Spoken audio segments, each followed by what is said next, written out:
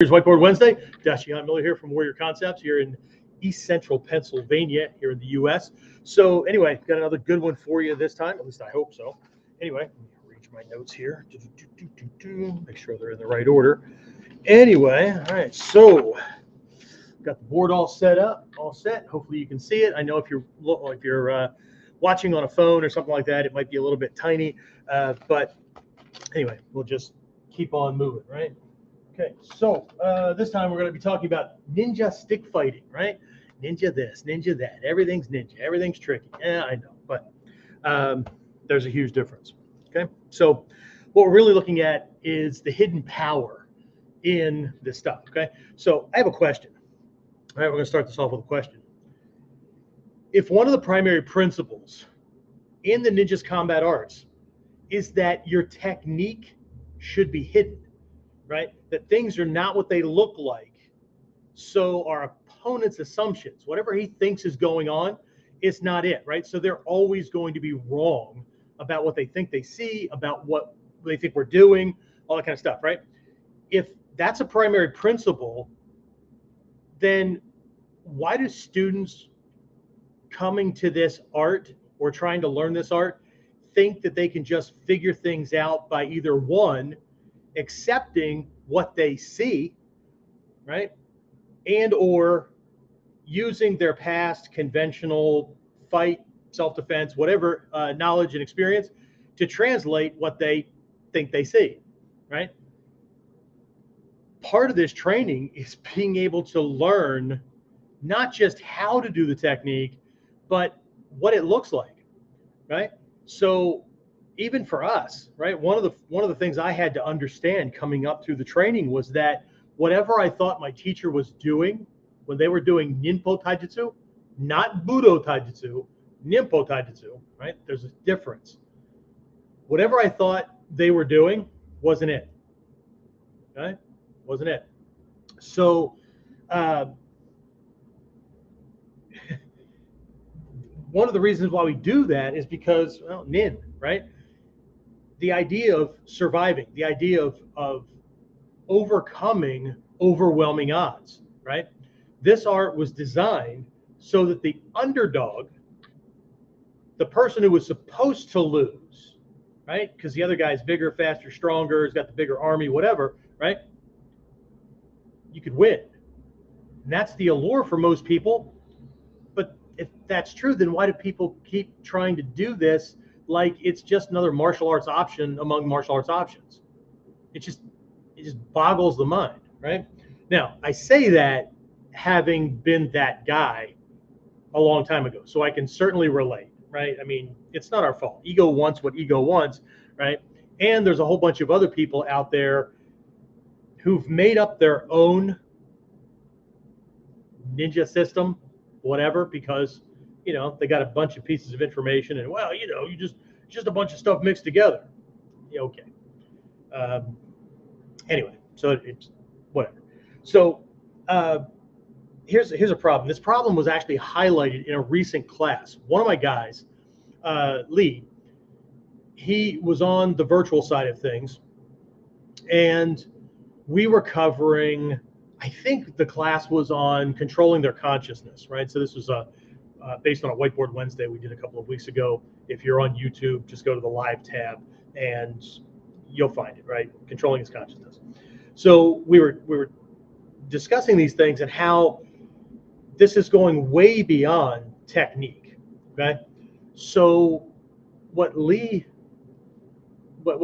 at the end of every class, I always ask students what they learned, right? So Lee's big aha moment was that this is what makes the difference between just being tricky with your technique or just being faster or just being stronger or better or knowing more techniques or whatever, right?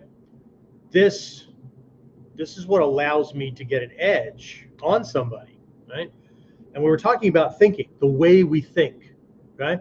We don't just think about things differently, like I've got techniques you don't know, and those kind of things, right? It's not just, we don't just think differently because we're antisocial or we've got a contrarian personality type, right? We think differently because we're processing things that most people don't know are going on, right?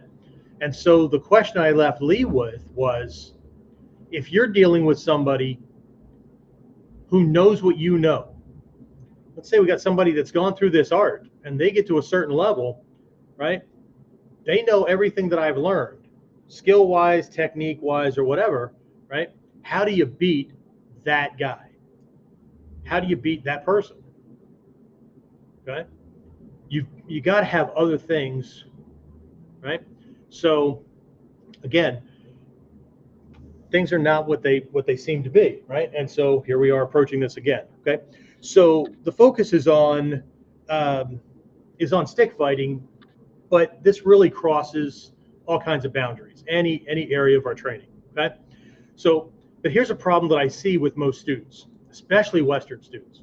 Okay, is that one, either they want to be spoon-fed and then they get trapped in and limited by whatever they were taught. Okay, so just give me the, I'm going to ask questions, or you're just going to teach me what I need to know, and that way I can just shortcut the process. Okay, great. Well, let me tell you a story. Right? Full of stories today. I was in Japan, and Hatsumi Sensei was pointing out this thing. We were working on a technique, and we've been working on it for a while, and then he like stops us again, and he points out this little nuance, right? And then everybody goes back to doing that, right? And then he stops us, and he says, why is it that when I point out something for you to focus on, you forget about everything else that I just told you, or that you've learned along the way, and you're only paying attention to that one thing? I didn't point out that one thing to replace everything else, right? I gave you an extra little nuance, because all these little tips, what he's trying to point out, what we're trying to point out when we share these things, is that all of these things are layered, right? You don't stop doing the other things because you're doing this thing, okay? I want you to hold on to that idea or that thought, because it's going to come back to bite us here later in this lesson, all right? So we need to be careful. So one, either they want to be spoon-fed, right? And they're not thinking for themselves, right? They're not learning more than just the martial art techniques, step-by-step kind of things. And they're not learning how to think. They're not learning how to be a critical thinker, how to be a problem solver, how to look at things from multiple perspectives, right? How to have a multiplistic mindset, okay? I get it. It's too fucking hard, okay? Who the hell wants to do all that work, right? Just teach me the minimum that I need to know to get that black belt around my waist, because my goal was to earn a black belt in ninjutsu, not to be a ninja capable of not being somebody who could produce a certain type of results in the world. Ego's focus was, this will produce the results I need. Well, I got to change this, right? Because this will produce the results I need in the world, because what? I need bragging rights.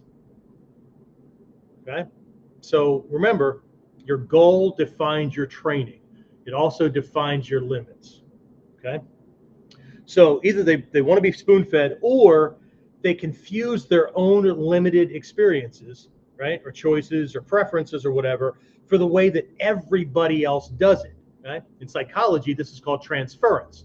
What I believe and the way I would do something, I assume that everybody else should believe that and or do the same thing, or that they already do. And then when they don't, I get pissed off, okay? Because, I'm God and the world's a reflection of me.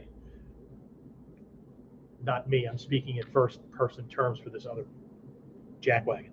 Anyway, right, so let me tell you a story about this, right? With transference, here's a quick and easy way to recognize transference. The first time I realized that I was doing it and it was something that was problematic was, I was a police officer and I was on undercover duty, and we were on surveillance, right? So I'm sitting in a car, and we were about to take somebody who was a wanted fugitive, and they, wanted to see if, they were at their girlfriend's house, or I can't remember the relationship, but it was a family friend connection kind of thing. So we're sitting on a public street, right? At night, it's dark, right? And we've got all the lights off in the car, the car's turned off and everything. And we're sitting there, and lo and behold, somebody comes to the window and moves the curtain and looks out, right? And I, knee-jerk reaction, slump down in the car. My partner looks over and goes, "What the hell are you doing?" I said, "Well, I don't want to be seen." He goes, "Dude, there's a light on in his house. He can't see very much outside because the light's reflecting off the window, and he has no idea that you're out here." And I'm like, "Well, how do you know?" He goes, "No. So this is not about him looking for you, right? And he's looking for anything that kind of sets him off, right? But here's what's going on inside your head. Because you know you're watching him, you think that when he looks out that curtain, he automatically sees you watching him. And your reaction was based on your belief about his belief that was based on your belief. It's just this wild, crazy kind of thing, right? But this goes on in martial arts training as well, right? So anyway, right? So we'll keep going with this, right? So let's start with the obvious, right? In today's class, we're going to start with the obvious. We're going to move to a hidden aspect of training. And then if there's time, I got to watch the clock. If there's time, as a bonus, I'd like to cover a type of technique. And there's this whole category of techniques that we have, both unarmed and armed, but of course we're talking about a stick. So we'll talk about this, right? That gets laughed at a lot, that gets dismissed, both by people inside the art and especially by people outside the art, right? But we'll get to that, okay? So don't forget, you want to do a deeper dive and whatnot, don't forget, well, there's the URL, right? Okay, we do our Friday virtual classes from the dojo based on that springboard off of Whiteboard Wednesday classes, right? So this Friday, we're going to be doing this kind of stuff with Hanbo so that you can get a better gist of how this stuff works, okay? All right, I know when people sign in and they expect that there's a dancing monkey just demonstrating techniques, like this is just a replacement for all the other fucking YouTube videos they're going to be binge watching all day. Sorry, this is for people that actually want to learn something, okay? So anyway, so let's do this. Let's start with 5 benefits of a Hanbo or Hanbo training, right? Hanbo means half staff, okay? Remember that term as well, okay? Han means half, bo, stick, staff, whatever. The Han is in reference to the generally standard length of a bow, right? Back in the day, right? So when we say rokushaku bow, right? Shaku is this unit of measurement, right? People often say 6-foot staff or whatever, right? A shaku is roughly 1 imperial foot, okay? But be careful buying into whatever. Just like in the old days in Europe and whatnot, a lot of these measurements, like a foot, where the hell did the foot come from? Well, it's the measurement of a ruler at a certain point. And I don't mean a ruler with numbers on it. I mean a ruler's foot, the guy in charge, okay? Just like the number of hands, right? This horse stands this many hands high. Now, the unit of measurement was the guy in charge, okay? All kinds of interesting stuff, right? But Han then would be roughly, right? The other term for a Hanbo is a san shakubo, okay? San, 3, shaku, roughly a foot, right? Imperial, and it's a stick, okay? Jo, yon shakubo, okay? Or go shakubo, right? Yon, 4, go, 5. You get the idea, okay? So 5 benefits of Hanbo training, right?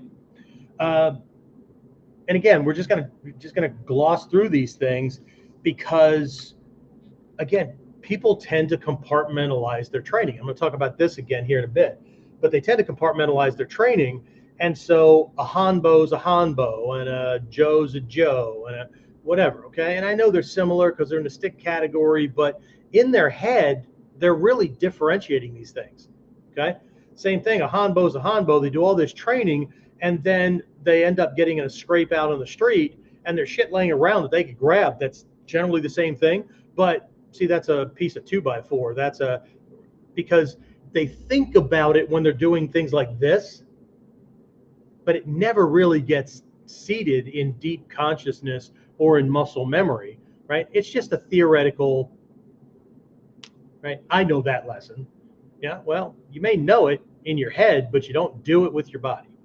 It's like when I'm in Japan training and people have great taijutsu and movement when they're in the dojo, and then they change back into their regular clothes to walk to the train station, and they're scuffing their feet on the ground and they're tripping and they're loud and whatever. So what the hell, right? Skills are only for use in the dojo, but out in the world, we're just a big old loud, obnoxious, barely able to move. It's just boggles the mind. Anyway, all right, so hopefully you can see this. I know there's a slight glare on the thing here. Let's see if I can shift this a little bit. Oh, there you go. Okay. So 5 benefits of Hanbo training, right? Or just using a Hanbo, right? So the first one is it fits in small spaces.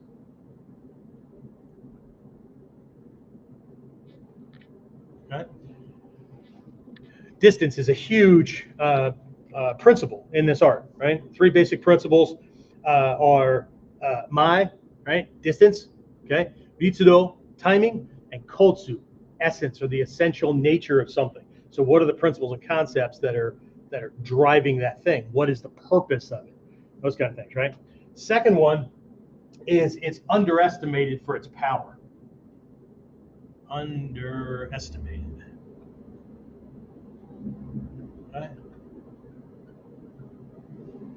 Oh, look, he's got a little dinky stick. I got a big stick. Yeah, my daddy's bigger than you. Whatever. Okay, but it's underestimated for its power.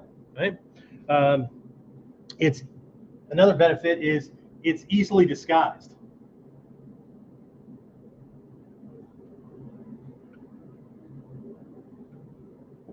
And you don't even have to disguise the stick. You just need to limp a little bit. Okay, and look like you need a cane. So now, in places where you can't bring weapons, okay, just need to think a little bit. Okay, so it's easily disguised and carried for self-defense. Okay, it's a model for everyday items.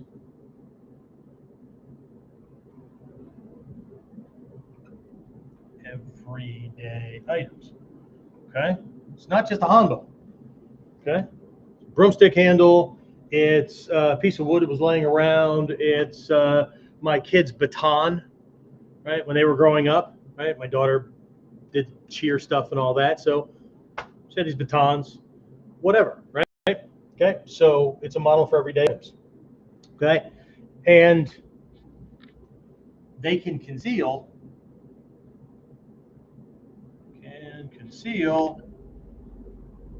other hidden weapons.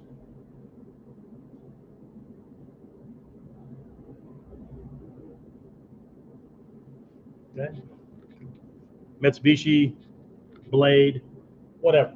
Okay, so lots of things, right? But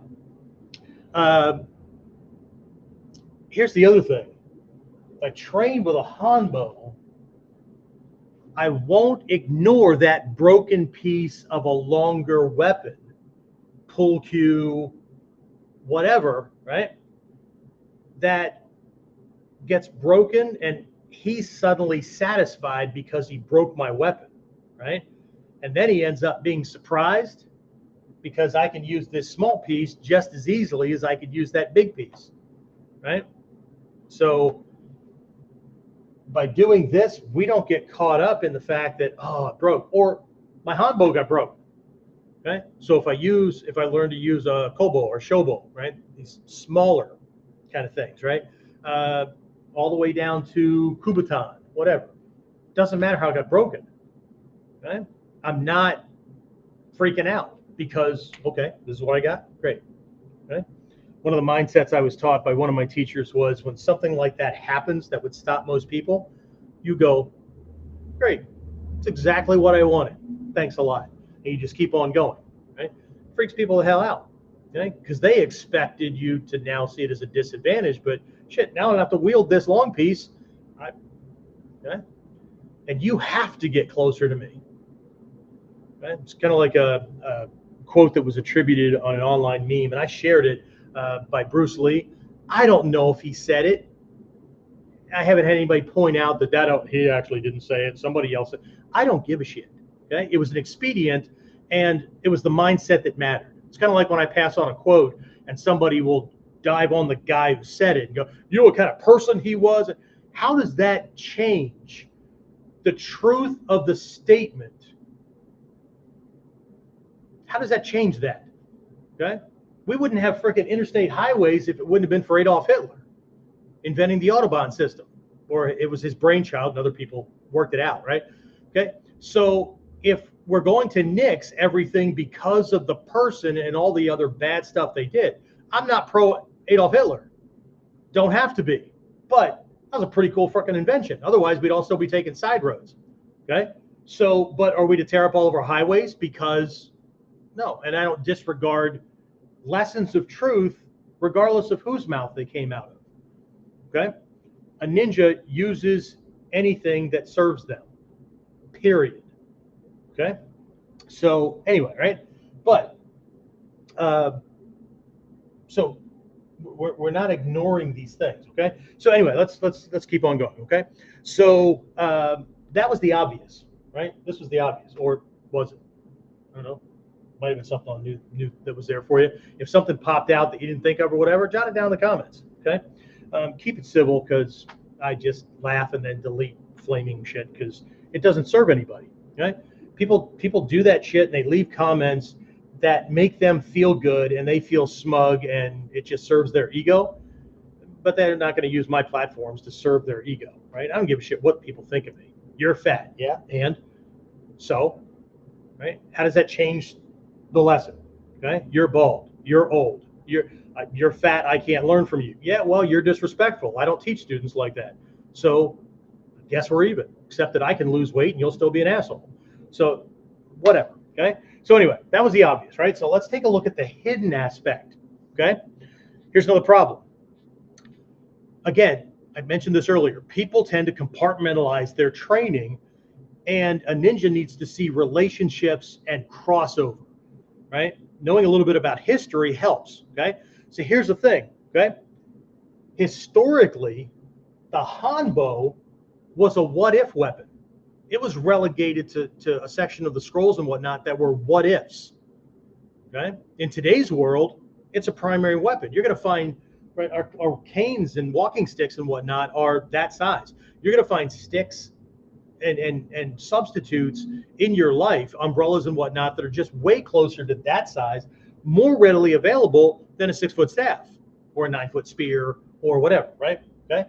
So, and even in ancient Japan, walking sticks, a hanbo was not a cane. It was not a walking stick. The 6-foot staff was that. Look at any Japanese or Chinese artwork of old people moving around and they're leaning against a long pole. Okay. But the rokushakubo, generally speaking, that length was more common. It was the thing you carried to the well to carry back 2 buckets of water. It was the thing that you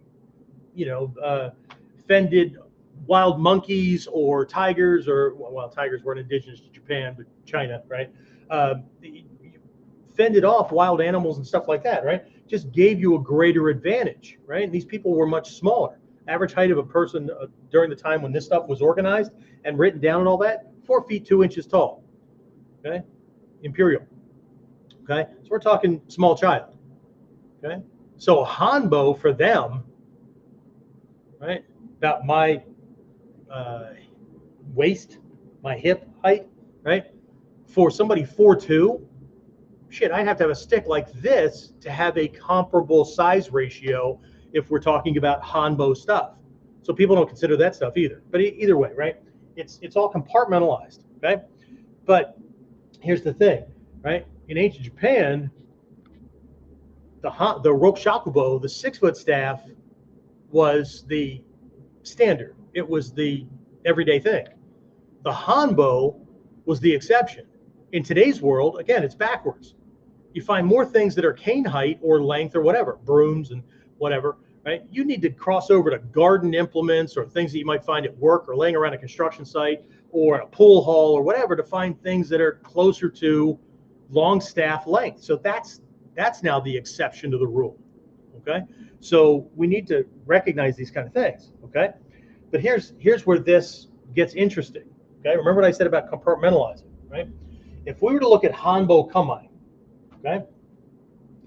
When most people look at these, they're taught, and I introduce my students. Okay, Hanbo, Kamae, right? We give you 4, right?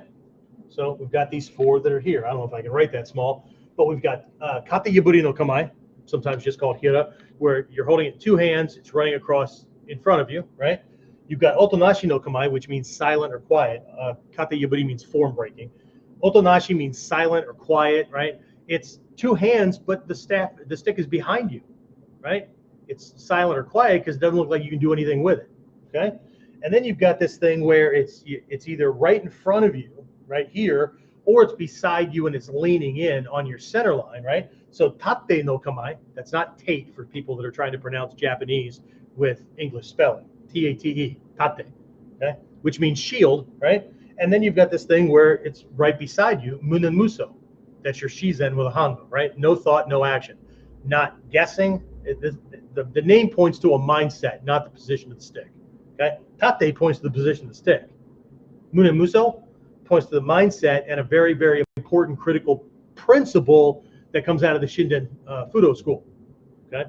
And that's why that's in our upper levels. Okay? But you have these 4 kamae. Or do you? See, here's where things get in the way, right? Because this is specifically for everybody that's trying to learn things traditionally. I fucking hate that word, right? And it's not because I don't do things traditionally or I don't study tradition or whatever. It's because often people can't tell me what era or what time period they're talking about when they're talking about tradition. A lot of traditional stuff that we have in this art started with Takamatsu Sensei. That's not very far back. He died in 72. Well, for some of you, that's way far back. But anyway, right? So, but what did I just say? The hanbo is a what if weapon. So what if these are the 4 extra that you get because you already know the long staff ones. You already know Jodan. You already know Chudan. You already know Seigan. You already know Geidan. You already know Heito. You already know Ihen. You already know Tenchi. Okay? Just because you have a shorter stick, it's a what if. Okay? So what if these are here because that's just what I happen to have, and it's just a place to start or fill in the gaps between what I've already learned with a long weapon and what's just going to be easier, or shit's coming in at me, or whatever, right? I lost my long one, my spear got broken, and here I am. So this is more like your Hira no Kamae. Just going to wait for you to come in, right? This one is like your Kage no Kamae, right? It's hidden for the most part, where you put it back there so it looks like he's got an easy job, right? This is your Seigan, okay? This is taking the center line, okay? Does anybody that understands this and understands Seigan knows how difficult it is to get in on a good Seigan, okay? And this, again, is your Shizen. Shizen in some lineages is also called Hira, flat, open. Shizen is a receiving posture, just like Hira, okay? But you already have these, right? Why'd I put a plus sign? Well, because there's other things that you learn with a sword. Ichi no Kamae, another Kage no Kamae, where it's in reverse grip and it's hidden up behind your body, so it's concealed behind things. You can't see it. There's all kinds of things, right? So it's a what if weapon, right? What if I went to draw my sword and the whole damn thing, scabbard and all, came out of my belt because of the weather and the humidity and whatnot, and the fitting got stuck to the scabbard, and I don't have time to pull this thing out? Well, in that case, my sword in the scabbard is a bent hanbo, right? So again, it's the ability to see relationships and the ability to see connections and crossovers, right? So again, for most students, this is hidden, right? Yeah, but since you're making it not so hidden, I know. I'm giving this stuff out for free, but you know what the percentage of people that are actually going to go and take this shit and actually learn from it instead of just sitting around and contemplating it for 40 minutes or so? and they're actually going to make sure it gets in muscle memory and make sure that it affects their way of thinking, so they don't have to try to remember it under pressure when somebody's trying to beat, break, or kill them. Not very many. So yeah, I'm putting it out for free. But as one of my teachers used to say, what I'm teaching you is shit. As a matter of fact, okay, it's worse than shit, right?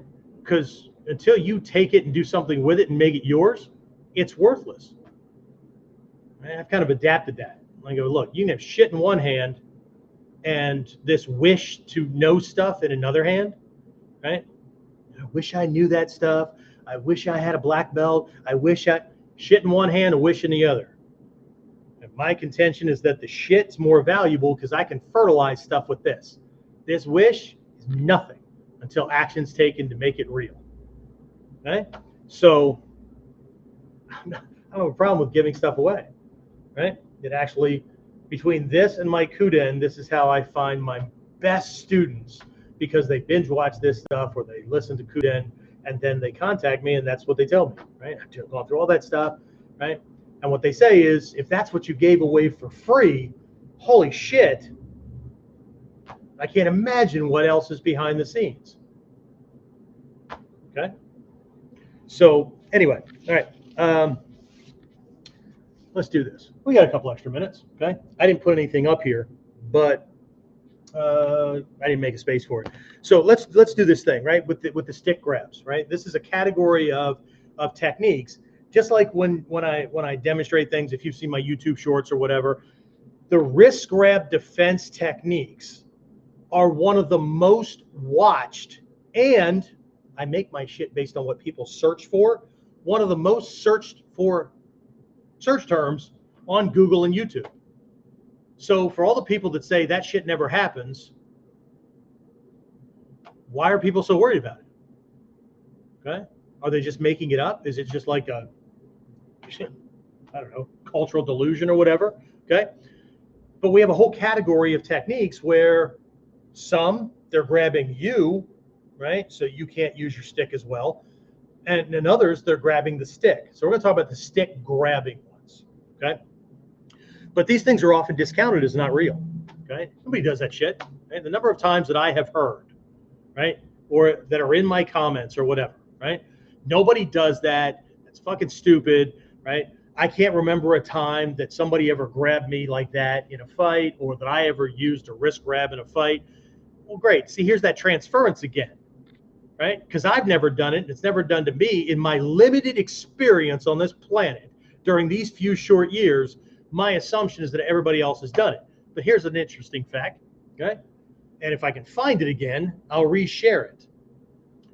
Somebody sent me a video of an MMA match, like a UFC match. And the camera's like right over this one guy's shoulder because he's like toe-to-toe with this other guy. And the other guy reaches out, gloved hand, right, because they've got open finger gloves, grabs his wrist and pops off a shot. Why would somebody grab your wrist? Well, let's see, to control you so you can't get away, so you can't block with that hand or whatever. But he grabs it. Luckily, this guy, right, camera's over his shoulder, escapes that, avoids the punch, kind of counters it so he can gauge distance, and then boom, right? So don't freaking, well, you can tell me anything you want, right? But based on my experience as an ex-cop and the way my life has gone and the experiences that I've had, I wouldn't be teaching this shit if it wasn't one of the most common attacks, right? When people are trying to hold somebody down, they're trying to keep them from whatever, okay? So again, this is not for those folks, right? They can keep on clicking, hanging up, and going away and whatever. It does not bother me one iota, okay? But let's talk about another problem, okay? So I keep grabbing a marker like I'm going to write something down, and who knows, I might, but I didn't leave space for it. So here's another problem, right? Let's talk about these techniques, okay? Because again, they're highly contended, right? The technique or kata, that doesn't work in a fight, or that would never. Look, they're models to help convey the lessons, right? But let's talk about kata for a second, because there's another elephant in the room, and this is for seriously training students. Okay, everyone focuses on the beginning and the end of a technique, a kata, right? As though it's the beginning and end of a fight. It's not supposed to be the whole fight. Might be. Boy, wouldn't that be freaking wonderful? He pops off a shot or two, and then I do XYZ, and this whole thing is over. Ta-da! Okay? Yeah, except that what happens afterwards? Did witnesses see the whole thing, or did they see you drop this guy, but they didn't see him throw the first punch, and now they're calling the cops, and your ass is going to jail? Or did a couple of them that were his friends or they're good Samaritans come over to tackle you into the ground and beat your ass? Right? See, everybody likes to focus on being the champion at the end, but they don't think big enough. They don't think outside what happens at the end of this, even if you won. Okay? You got this guy pinned down, somebody's already called 911, cops roll up and they got guns on you. Do you already have a script, something you're going to say, and a procedure that you're going to carry out so they don't shoot you in the face because you look like an aggressive threat? Because they got a call. Somebody's getting jumped out here. You need to come. They show up. Somebody's on top. Somebody's on the bottom. They don't know how it started. Damn cops. I was just trying to defend myself. Well, how do they know that? See, again, people don't think big enough. They don't think about the way these things play out and what the possibilities are. They want answers, but they don't know how to ask the right questions. The questions are what tailors our training. Right? So again, this just points back to the hidden aspects in the art, that nothing is ever what it looks like. Okay? The kata is not the fight. It's one of the things that one of my teachers used to hammer on all the time. Stop acting like the kata is the fight. Okay? Again, nothing in ninjutsu is what it looks like. Okay? So when I learned that there was an assumption in the way the past masters wrote the techniques down, the assumption is that something probably came before this punch that we're going to, or this grab or whatever. Something came before it. We've dealt with that or tried to deal with it. It didn't work. If it worked, we wouldn't be doing this technique. Okay? So whatever came before it didn't work, and here we go. Okay? So again, something came before it. Something's likely to come after, because everybody, again, trains like the technique is like, right? It's unbeatable. And what? No, it's bullshit. Okay. So something's likely to come after it if it didn't happen. So you do this. You probably already have this already. And if not, when the recording comes out, you can watch me do it all over again. Okay. So if we do this, right? And this is a kata. Okay. Something could have come before it. Something could come after it. So you got three possibilities. Three possibilities are the ideal. Kata's the whole fight. Or more likely, something came before it, didn't work, we do this to end the fight. Or we try to do this, it didn't work, we've got to do something else to win the fight. Or you know what, there's actually a fourth one. Something came before it, we tried it, it didn't work, and or we tried something else, it didn't work, and then this one is finally the one that did it. Okay, so hold on to that. Okay, because what came before, or the start of the technique, right, gives cause to the thing that we're trying to learn. Right. So here's a question: what came before the start of the technique that would cause an attacker to grab the stick?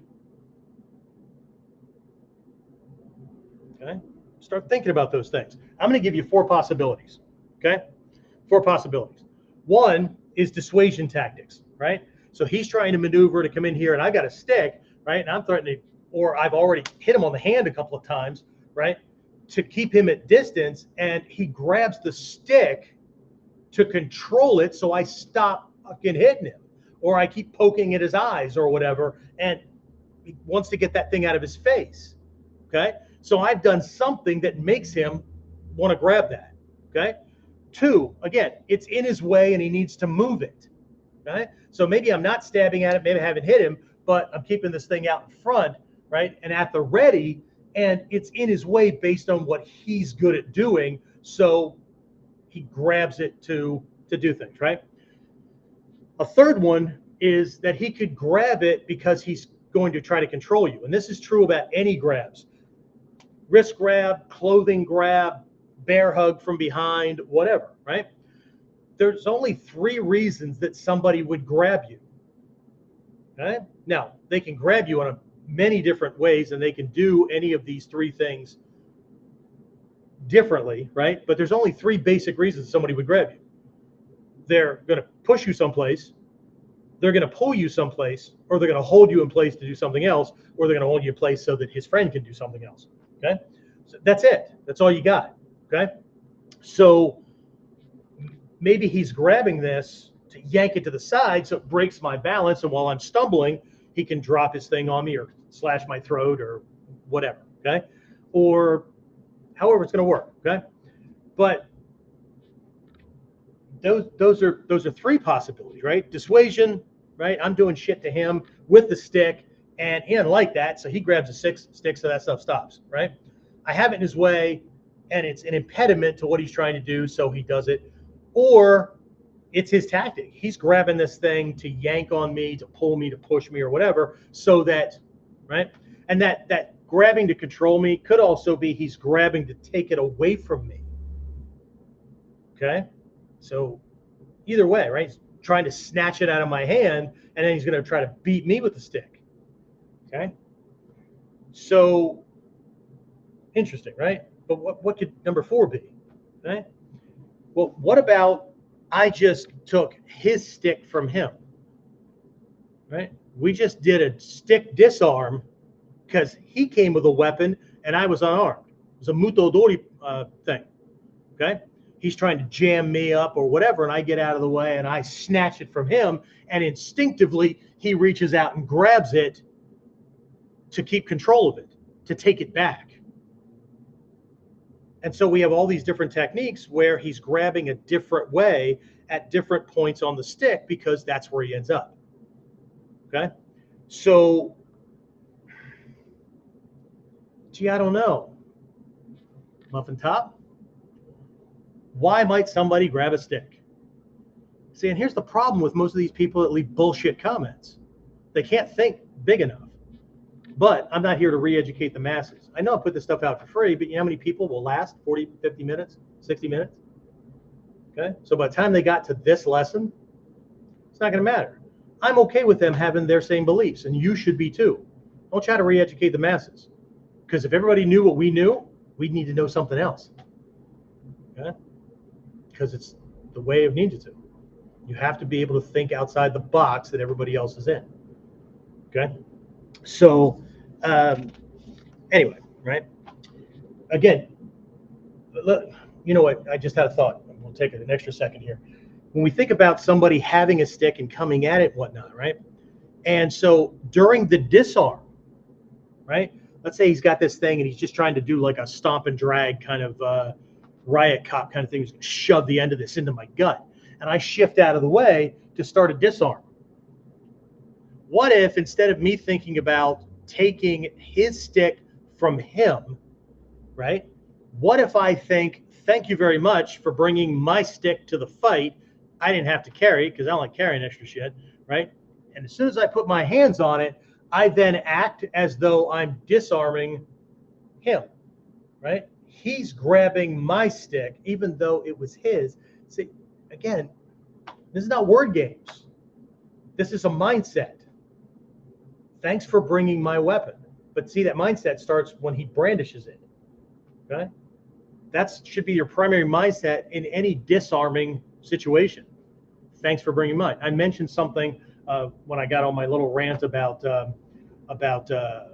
quotes and things, and remember Hitler and Bruce Lee and all that kind of stuff. One of the quotes attributed to Bruce Lee is, and this is a mindset thing, if you're in a room filled with your enemies, the average person will think, shit, I'm trapped in here with these people. But our mindset should be, awesome. These people are trapped in here with me. It's a different mindset. It's a different mindset. Okay? And it's different to say it than it is to feel it. Okay? Anyway, so again, we're going to go into this much, much more deeply with physical techniques and all that this Friday coming up. So if you go to that URL right there, you can sign up. It's $5, $4.99. Just breaks even for me on the cost of my services. I know I put this stuff out for free, but the rebroadcast service that I'm using so that this ends up simultaneously on Facebook, on YouTube, on Twitter, X, whatever the hell it is these days, right?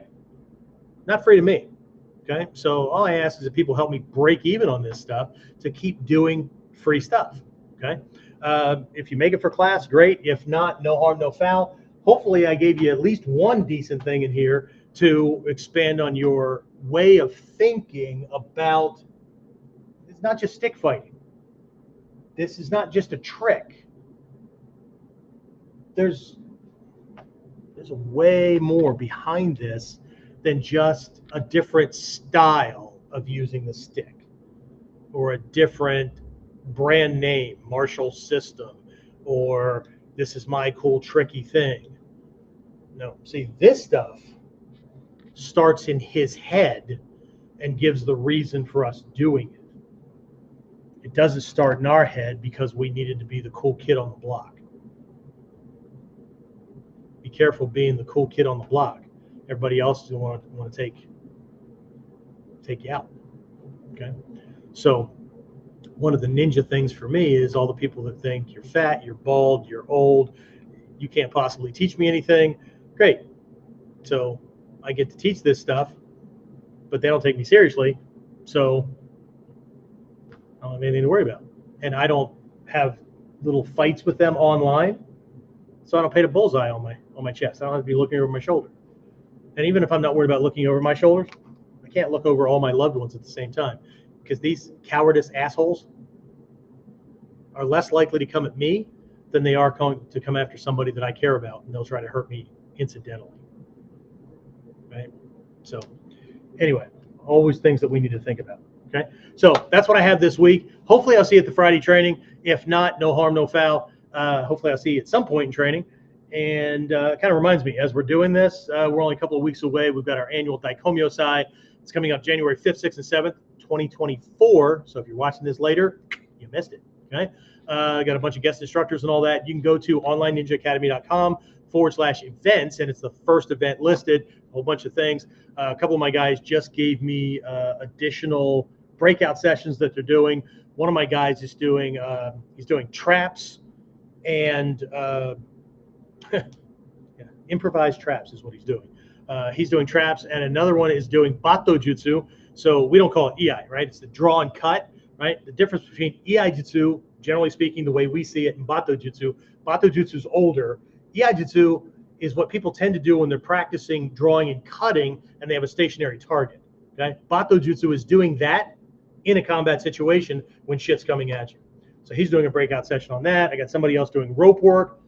He's one of the things he's going to be teaching everybody is how to do that really cool knot that was on your sword when it first came out of the box, and your sageo was tied that way. He's going to teach you how to do that. I think he's doing a knot for making a rope, training Kusari Fundo, and some other stuff. And then somebody else is doing a session on Hanbo. They're doing another session, different aspect of sword. And then there's all the stuff that's listed on the events page that I'm covering. So there's a virtual option, there's single day options, all that kind of stuff, right? So hopefully you can make it for some of it. And if not, again, I wish you well. Okay. So I think that's it, right? So we'll wrap this one up, and I will see you next time on Warriors Whiteboard Wednesday. Be well, train hard.